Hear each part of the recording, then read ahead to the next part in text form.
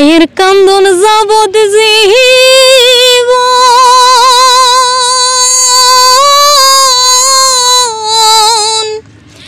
2-4 মাস বইনের কান্দন রে,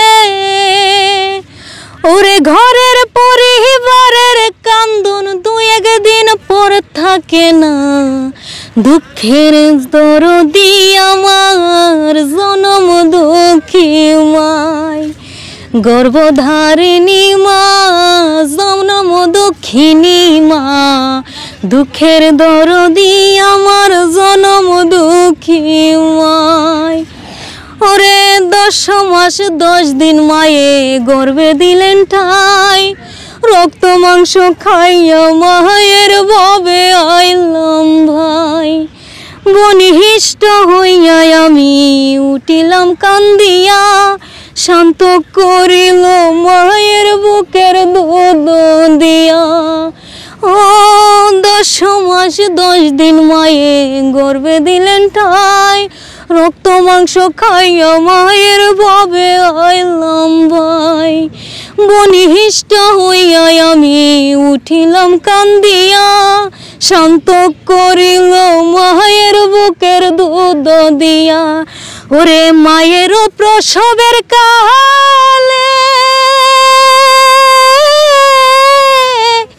বুক ভেসে যায় নয়ন জলে রে, ও মা সন্তানের লইয়া কুলে ভুলে প্রসব যন্ত্রণা।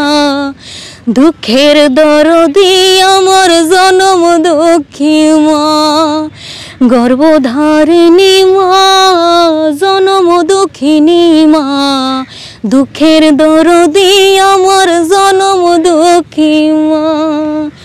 হাতে পায়ে তেল মাইখা মাই দিল শক্ত করি, প্রস্রাব পায়খানায় আমি মায়ের কোলে করি। ও তবু আমার রাগ করিল, দিল ধুয়ে মুছে, আমারে শুকনায় রাখি আমায় থাকে ভিজাতে। হাতে পায়ে তেল মাইখা মাই দিল শক্ত করি, প্রস্রাব পায়খানায় আমি মায়ের কোলে করি। ও তবু আমার রাগ করিল, দিল ধুয়ে মুছে, আমারে শুকনায় রাখি আমায় থাকে ভেজাতে। ওরে অসুখ হইলে দেখি ছায়া, মাই রইছে বিছানায় বহিয়া রে, বলে আমায় আল্লাহ যাও গো লইয়া সন্তানের নিও না।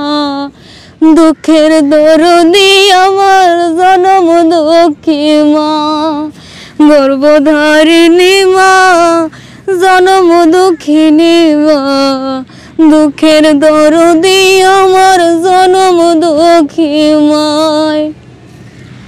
দর্শক আসলে কি বলবো, বলার আসলে ভাষা নাই। গানটা শুনলে আসলে মার কথা মনে পড়ে যায়, কারণ আমিও ঢাকাতে থাকি, প্রায় মাই ফোন দিয়ে খোঁজ খবর নাই। মা তো মাই, আসলে মার কথা যখন চলে আসে প্রতিটি সন্তানই আসলে আবুক আবৃত হয়ে যায়। এবং এই যে মেয়েটি গানটা গাইলো মাকে উদ্দেশ্য করে, মা কিন্তু পাশে। আসলে গান চলে কিন্তু আর মানে চোখটিও দেখেন একটু কেমন লাল হয়ে গেছে, লাল বর্ণের, মানে চোখে পানি চলে এসেছে, পাশি মা বাবা। তো যাই হোক, কথা বাড়াবো না। মিষ্টি ও ভালো গান গায়, বেশ কিছু গান দিয়েছি, সামনে আপনারা চাইলে আরও গান আমাদের পেজে আরও দেবো। তো ওকে তো সবাই সাপোর্ট দেবেন। এই মেয়েটি চাচ্ছে আসলে জীবনে ভালো কিছু করতে। স্বপ্ন কি? শিল্পী হওয়ার। শিল্পী হওয়ার। দর্শকের উদ্দেশ্যে কিছু বলে দাও যারা ভিডিওটি দেখবে। যারা ভিডিও, সবার ভালোবাসা পেলে ইনশাল্লাহ শিল্পী হবই। সবাই বেশি বেশি করে ভালোবাসা দিবেন।